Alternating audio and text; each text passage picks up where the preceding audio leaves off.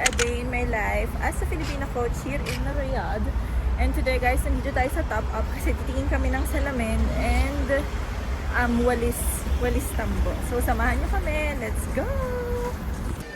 Tumitingin kami ng salamin guys, let's go!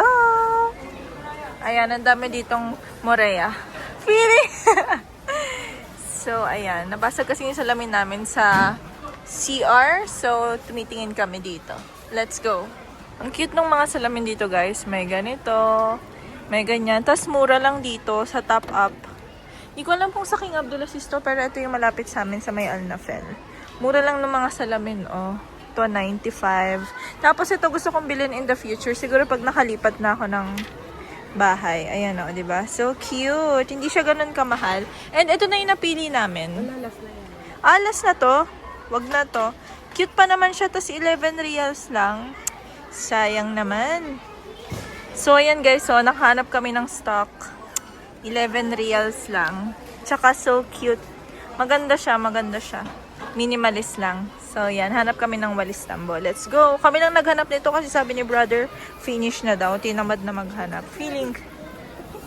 So, ayan guys, nakahanap na rin kami ng walis. Ayan yung mga variation. Feeling. Yan yung mga pagpipilian nyo. Ito is 11 reals lang. Let's go! Bayad na tayo. Ayan guys, nagbabayad na kami. Grabe, sobrang daming tao kasi pasukan na pala bukas. Let's go! Ayan guys, for your reference, ito yung itsura ng top up sa labas.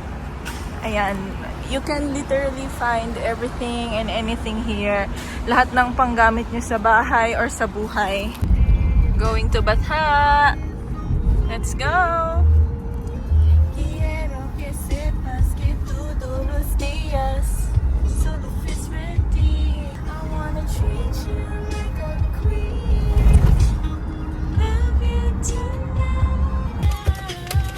Drive-thru kami guys sa McDonald's. So we have McFlurry, we have chicken nuggets, and fries. Let's go!